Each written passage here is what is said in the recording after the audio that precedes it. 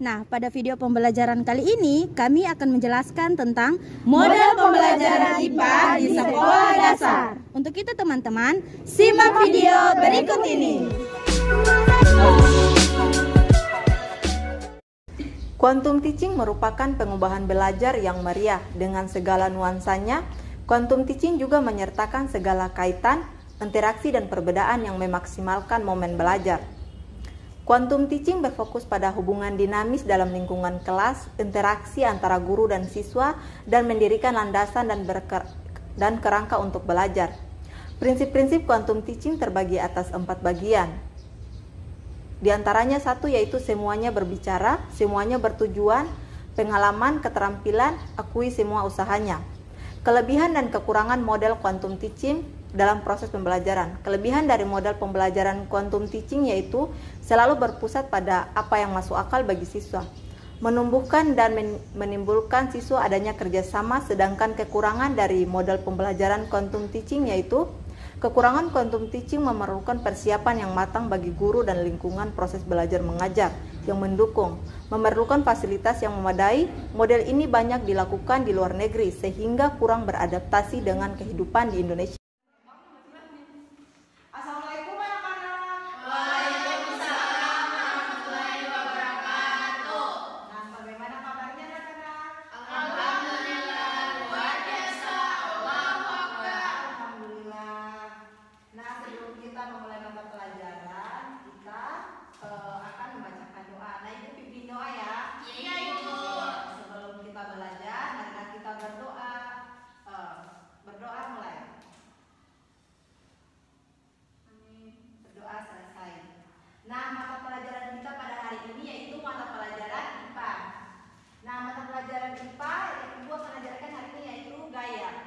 Di mana gaya adalah gerakan menarik atau mendorong suatu benda sehingga menyebabkan pergerakan pada benda tersebut.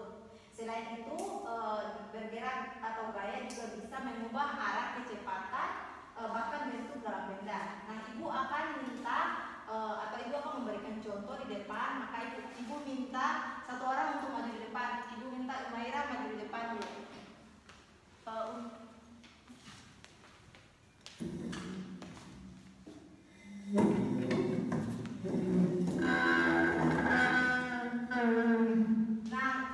Ini kan ada kursi. Ibu minta Umaira untuk mendorong kursi, maka kita akan mengetahui gaya tersebut dari kursi ini. Nah, setelah Umaira mendorong kursi, ibu minta Jida untuk maju ke depan untuk membantu Umaira mendorong kursi ini.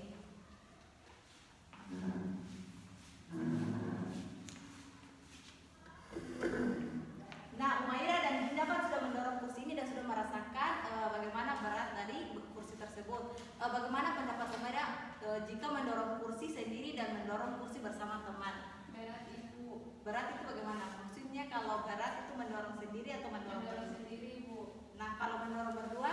Ringan ibu. Tidak, berat atau ringan kalau mendorong berdua? Oke, baik. Kalau kita sudah selesai memberikan contoh, maka ibu minta kalian kembali ke tempat duduk. Terima kasih. Nah, baik itulah gaya. Maka kalau mendorong dengan berdua itu lebih ringan. Assalamualaikum warahmatullahi wabarakatuh, anak-anak. Waalaikumsalam warahmatullahi wabarakatuh. Apa kabar anak-anak? Alhamdulillah baik ibu. Oke, sebelum kita mulai pelajaran, angka baiknya kita membaca doa dulu. Doa dipimpin oleh ibu ya. Iya ibu. Doa dimulai. Doa selesai. Oke anak-anak, ibu mau tanya, apakah anak-anak pernah mendengar bunyinya musik? Pernah ibu. Apakah anak-anak tahu kenapa kita bisa mendengar suara musik? Karena memiliki telinga. Karena itu bunyi ibu. Karena Ya, punya telinga ibu. betul, karena kita punya telinga. Selain itu juga karena Tuhan memberi kita organ pendengaran. Oke anak-anak, segala macam bunyi berasal dari benda yang bergetar. Getaran tersebut menghasilkan gelombang bunyi di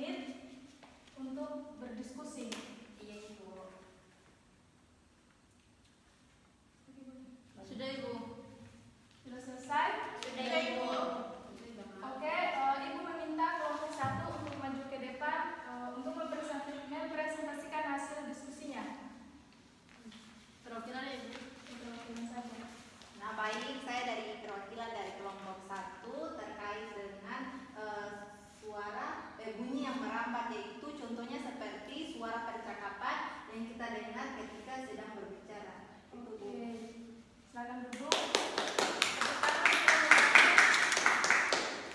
Kalau gitu kelompok 2 maju untuk mempresentasikan hasil diskusinya.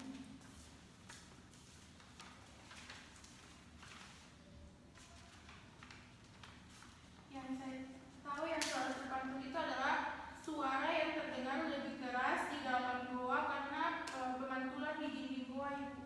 Oke, silakan duduk. Tepuk tangan untuk kelompok 2. Oke, anak-anak, materi pelajaran cukup sampai di sini. Nanti kita lanjutkan lagi minggu depan. Teman-teman, itulah tadi contoh gambaran tentang model pembelajaran Discovery Learning di dalam pembelajaran IPA. Discovery Learning adalah model pembelajaran yang menekankan proses pembelajaran yang berpusat pada peserta didik dan pengalaman belajar secara aktif.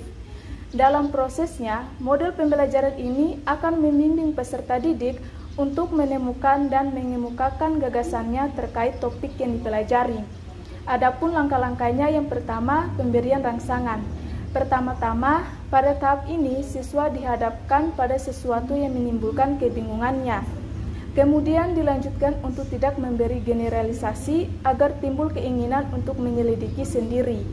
Di samping itu, guru dapat memulai kegiatan pembelajaran dengan mengajukan pertanyaan, anjuran membaca buku, dan aktivitas belajar lainnya yang mengarah pada persiapan pemecahan masalah. Stimulasi pada tahap ini berfungsi untuk menyediakan kondisi interaksi belajar yang dapat mengembangkan dan membantu siswa untuk melakukan eksplorasi. Dalam hal memberikan stimulasi dapat menggunakan teknik bertanya, yaitu dengan mengajukan pertanyaan-pertanyaan yang dapat mengharapkan siswa pada kondisi internal yang mendorong eksplorasi. Yang kedua, identifikasi masalah. Setelah melakukan stimulasi, langkah selanjutnya adalah guru memberi kesempatan kepada siswa untuk mengidentifikasi sebanyak mungkin agenda-agenda masalah yang relevan dengan bahan pelajaran. Kemudian pilih salah satu masalah dan dirumuskan dalam bentuk hipotesis atau jawaban sementara atas pertanyaan masalah. Memberikan kesempatan siswa untuk mengidentifikasi dan menganalisa permasalahan yang mereka hadapi merupakan teknik yang berguna dalam membangun pemahaman siswa agar terbiasa untuk menemukan masalah. Yang ketiga, pengumpulan data. Tahap ini berfungsi untuk menjawab pertanyaan atau membuktikan benar tidaknya hipotesis dengan memberi kesempatan siswa mengumpulkan berbagai informasi yang relevan, membaca literatur, mengamati objek, wawancara dengan narasumber, melakukan uji coba sendiri, dan sebagainya. Konsekuensi dari tahap ini adalah siswa belajar secara aktif untuk menemukan sesuatu yang berhubungan dengan permasalahan yang dihadapi. Dengan demikian, secara tidak disengaja, siswa menghubungkan masalah dengan pengetahuan yang telah dimiliki. Yang keempat, pengumpulan data. Pengumpulan data disebut juga dengan pengkodean coding atau kategorisasi yang berfungsi sebagai pembentukan konsep dan generalisasi. Dari generalisasi tersebut, siswa akan mendapatkan pengetahuan baru tentang alternatif jawaban atau penyelesaian yang perlu mendapat pembuktian secara logis. Yang kelima, pembuktian. Pada tahap ini, siswa memeriksa secara cermat untuk membuktikan benar atau tidaknya hipotesis yang ditetapkan dengan temuan alternatif, dihubungkan dengan hasil data yang telah diolah. Berdasarkan hasil pengolahan dan tafsiran atau informasi yang ada, pernyataan atau hipotesis yang telah dirumuskan terdahulu itu kemudian dicek apakah terjawab atau tidak, apakah terbukti atau tidak. Dan yang terakhir, menarik kesimpulan atau generalisasi. Tahap generalisasi adalah proses menarik kesimpulan yang dapat dijadikan prinsip umum dan berlaku untuk semua kejadian atau masalah yang sama, dengan memperhatikan hasil verifikasi. SAVI merupakan singkatan dari somatik, auditory, visual, dan intelektual. SAVI adalah model pembelajaran yang menekankan bahwa belajar haruslah memanfaatkan semua alat indera yang dimiliki peserta didik. Terdapat 4 unsur dalam pembelajaran SAVI, yaitu somatik, belajar dengan bergerak, dan berbuat. Auditory belajar dengan mendengar dan berbicara. Visual belajar dengan mengamati dan menggambarkan. Dan yang terakhir yaitu intelektual, belajar memecahkan masalah.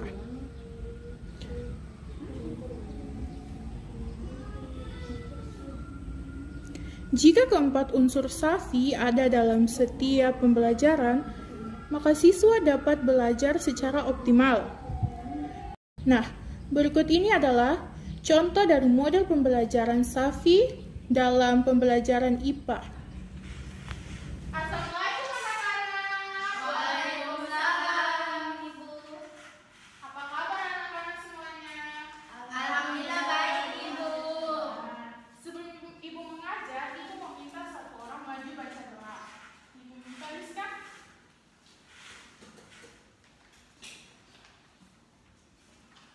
Teman-teman, sebelum kita belajar, marilah kita berdoa.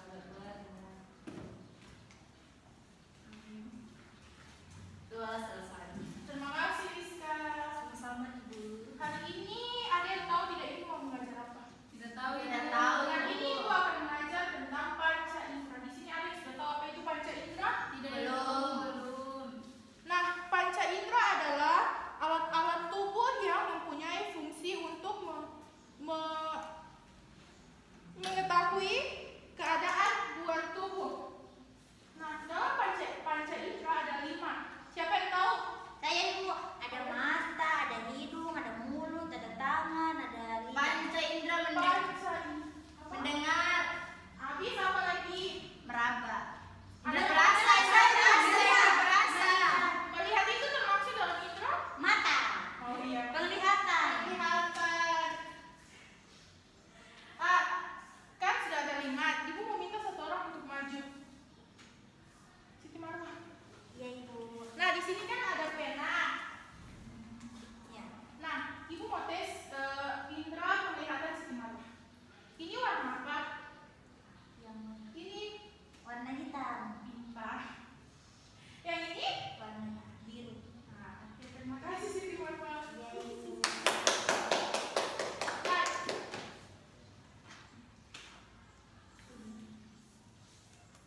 Nah, kan anak-anak sudah tahu apa itu panca indera kan? Ya, Ibu. Ibu akan kasih soal kerjakan di rumah ya anak-anak. Ya, Ibu.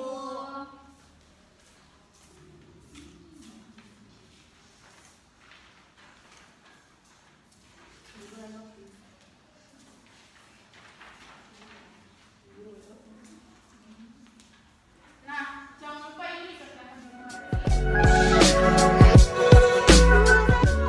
Oke, assalamualaikum warahmatullahi wabarakatuh, anak-anak. Waalaikumsalam warahmatullahi wabarakatuh. Nah, kalian apa kabar? Alhamdulillah. Masya Allah. Alhamdulillah. Semoga selalu sehat. Nah, masih semangat belajar hari ini? Masih. Oke, sebelum kita belajar, Ibu minta Fitriah untuk maju membacakan doa dulu. Ayo, maju dulu, nah, maju. Maju dong, pemalas sih. Ya, berdoa. Nah teman-teman, sebelum kita belajar, marilah kita berdoa. Berdoa mulai. Berdoa selesai. Ya, terima kasih. Sama-sama Ibu. Ya, jadi pada pembelajaran kita hari ini, Ibu mau tanya nih, apakah anak-anak tahu tentang fenomena alam yang terjadi di kehidupan kalian, yang sering terjadi yang kalian lihat? Apakah kalian tahu fenomena alam itu apa? Tahu saya Bu. Ya, silakan Fitria. Apa yang kamu tahu tentang fenomena alam? Gempa bumi Bu. Iya, gempa bumi. Banjir Ibu. Banjir. Ya, ada lagi. Ibu tanah longsor. Iya, tanah longsor. Gunung meletus. Gunung meletus. Ya, jadi fenomena alam itu merupakan suatu kejadian di mana yang terjadi di sekitar kalian. Kalian juga pasti mengetahuinya, salah satunya yaitu gempa bumi, gunung meletus, banjir dan lain sebagainya. Nah, Ibu mau tanya nih, salah satu fenomena alam yang terjadi guncangan itu biasanya disebut apa? Gempa tanah goyang. Gempa bumi. Ya, gempa bumi itu merupakan salah satu fenomena alam yang dimana terjadi pergeseran lempeng tektonik yang jauh di bawah permukaan bumi, sehingga ketika kita berada di bumi atau berada di rumah itu sering terjadi guncangan. Itulah yang disebut dengan fenomena alam yang namanya gempa bumi. Ya. Nah, kalian kan sudah memahami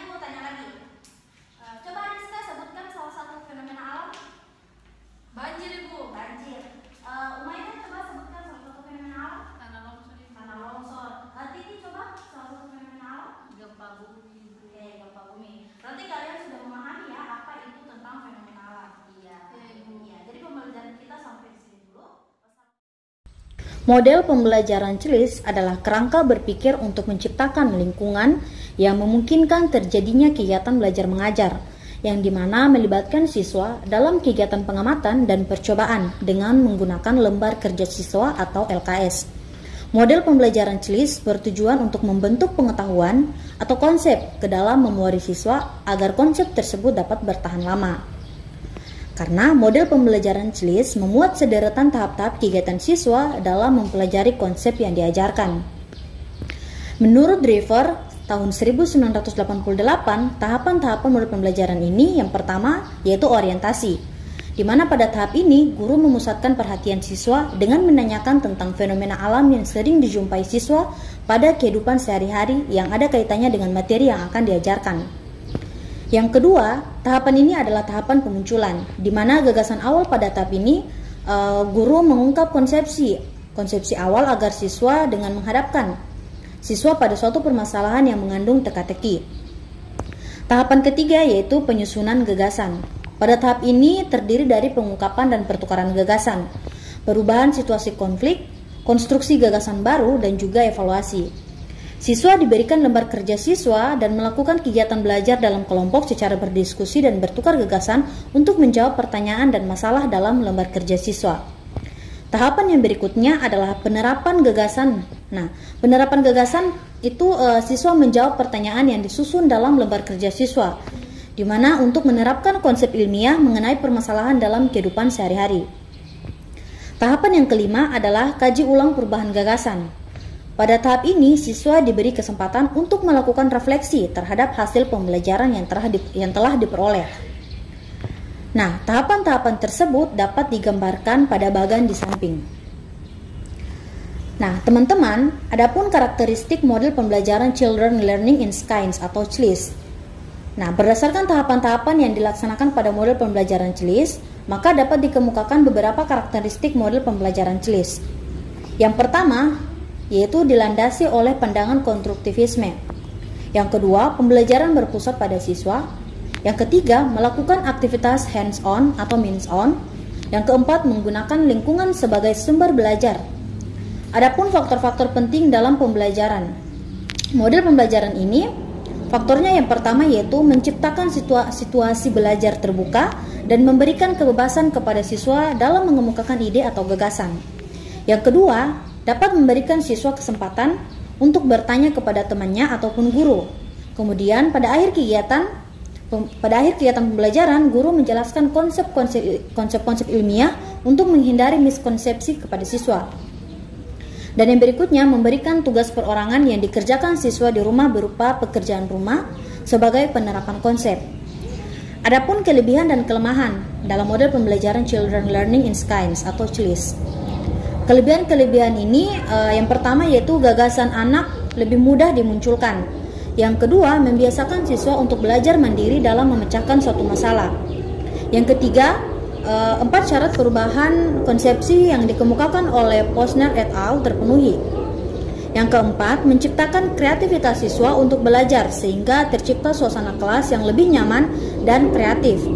Dan juga terjadinya kerjasama sesama siswa dan siswa bisa juga terlibat langsung dalam melakukan kegiatan. Dan yang terakhir, menciptakan belajar yang lebih bermakna karena timbulnya kebanggaan siswa dalam menemukan sendiri konsep ilmiah yang dipelajari. Nah, selain itu, adapun kelebihannya yakni guru dapat mengajar lebih efektif karena dapat menciptakan suasana kelas atau suasana belajar yang lebih aktif. Namun, adapun kelemahan dalam model pembelajaran ini yaitu sarana laboratorium yang harus lengkap. Dan juga siswa yang belum terbiasa belajar mandiri atau berkelompok akan merasa lebih asing ataupun sulit untuk menguasai konsep. Nah, tapi pada model pembelajaran ini teman-teman bisa menggunakannya pada pembelajaran IPA. Dikarenakan hakikat IPA yaitu salah satunya konsep ilmiah dalam kehidupan sehari-hari, sehingga penggunaan model pembelajaran CLIS itu juga dapat digunakan dalam pembelajaran IPA. Lebih khususnya di sekolah dasar.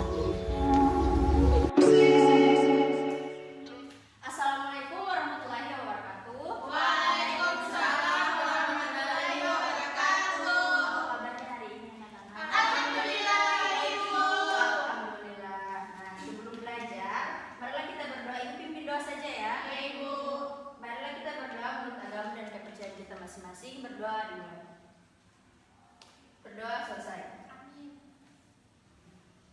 Ada yang ingat minggu lalu kita belajar tentang apa? Saya Bu, tentang Oh iya, Rizka tentang apa? Jatunggal. Iya, benar sekali. Tentang Rizka dulu. Nah, hari ini kita akan belajar tentang jat tunggal dan lanjutannya itu jat campuran. Sebelum belajar, Ibu akan bacakan satu cerita dulu. Sebelum baca, Ibu mau tanya dulu, siapa yang tadi pagi bantu Ibu cuci baju? Saya kemarin Ibu. Cuci baju, ya. Cuci baju pasti menggunakan mesin cuci. Oh iya, bisa pakai tangan. Mesin cuci, kalau kita menggunakan mesin cuci berarti menggunakan air dan sabun. Iya, sabun. Iya. Nah, ini bacakan cerita ya, didengar baik-baik. Keluarga Lani mendapatkan mesin cuci. Lani tidak sabar menggunakan mesin cuci barunya. Sore harinya, Lani membantu ibu mencuci. Lani memasukkan baju ke dalam mesin cuci, kemudian ibu memasukkan deterjen. Ibu juga mengisi air, kemudian mengisi air ke dalam mesin cuci. Setelah itu, mesin cuci siap dijalankan. Setelah selesai mencuci, ibu mengeluarkan air melalui selang yang terdapat di belakang mesin cuci. Air yang keluar sudah berubah warna. Ada yang tahu kenapa bisa berubah warna? Karena sudah dicampur deterjen. Iya, betul sekali. Ya, air yang sudah berubah warna karena tercampur dengan deterjen dan juga kotoran yang dari baju.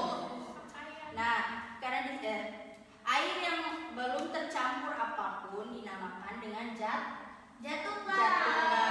Nah, jat tunggal adalah zat yang terdiri atas satu jenis materi saja. Contoh bendanya itu seperti garam dan juga gula.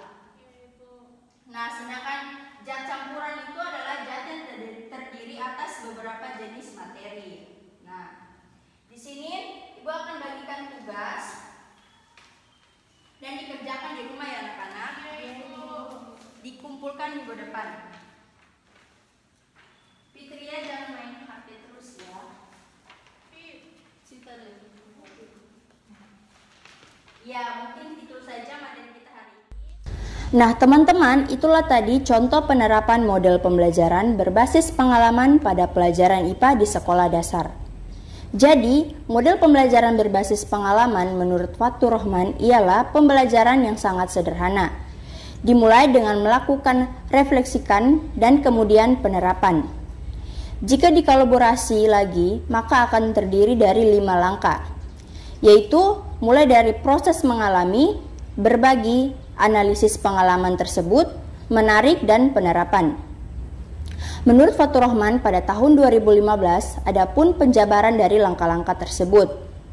Yang pertama yaitu experience, yaitu belajar dari pengalaman-pengalaman yang spesifik, peka terhadap situasi.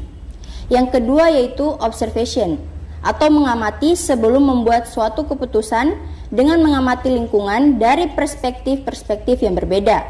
Yang ketiga itu abstrak, yaitu analisis logis dari gagasan-gagasan dan bertindak sesuai pemahaman pada suatu situasi.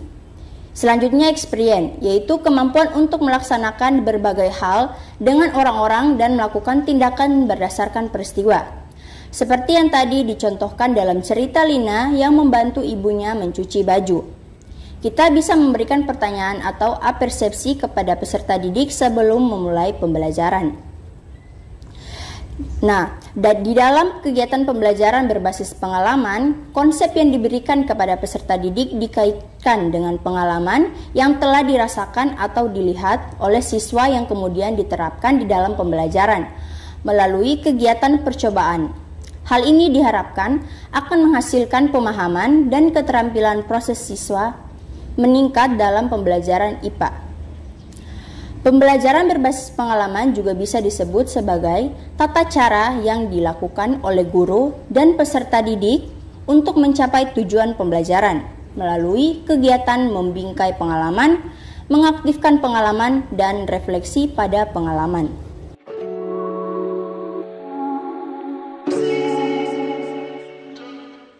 Assalamualaikum warahmatullahi wabarakatuh. Waalaikumsalam warahmatullahi wabarakatuh.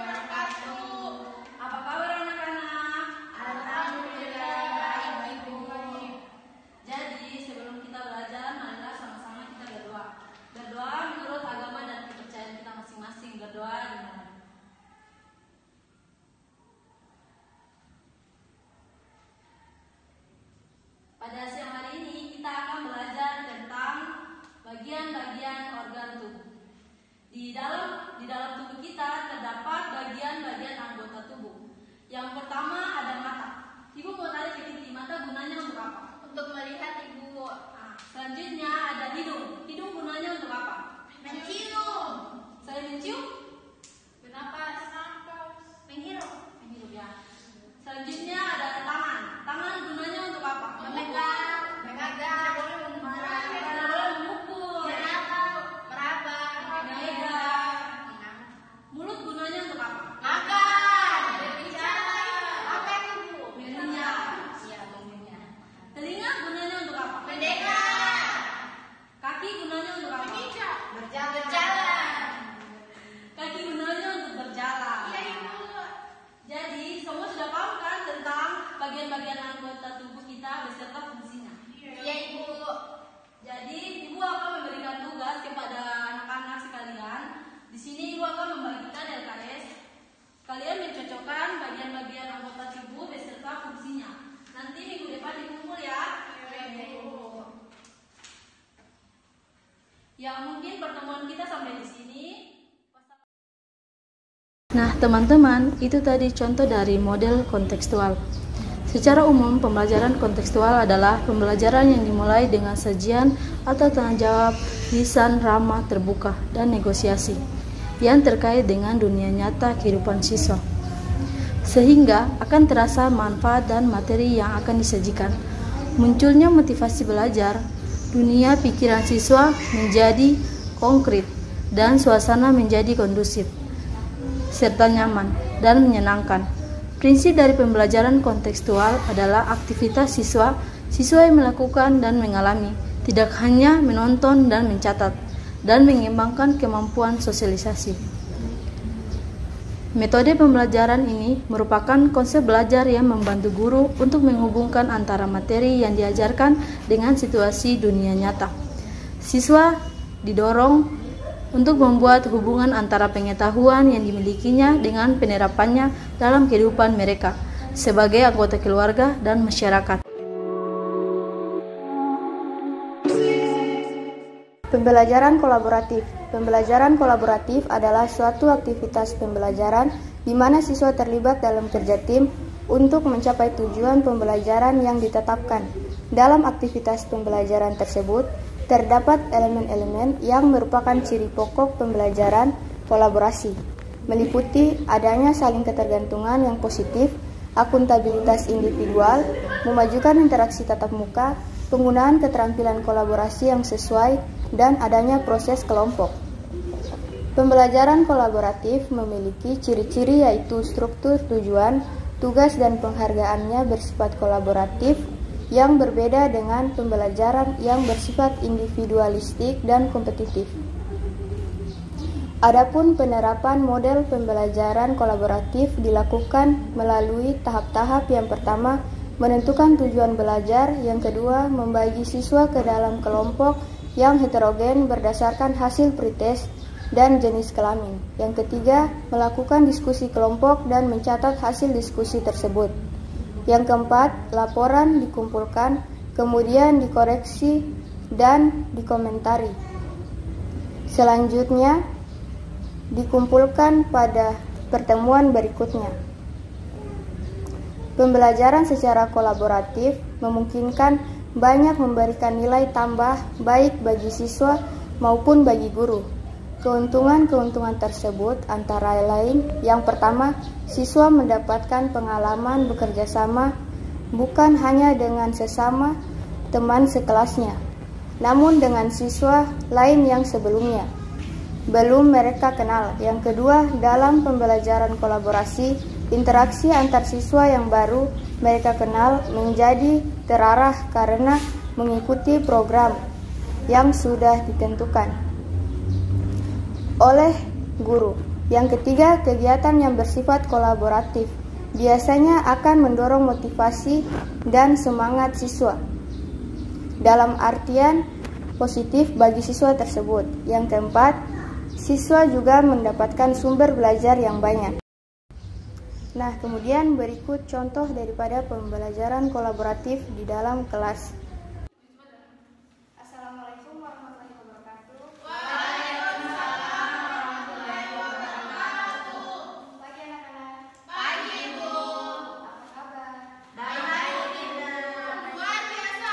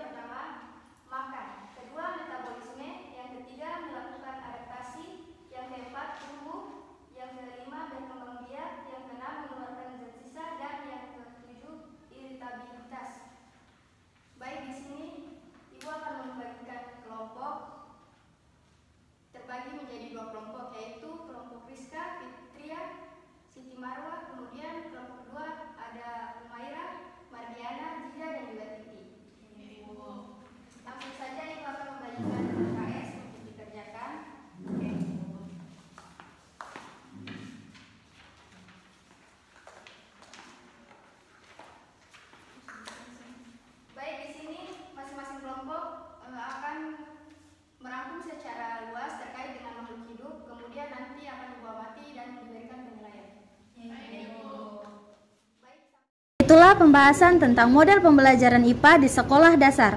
Semoga bermanfaat teman-teman. Sampai jumpa lagi. Wassalamualaikum warahmatullahi wabarakatuh.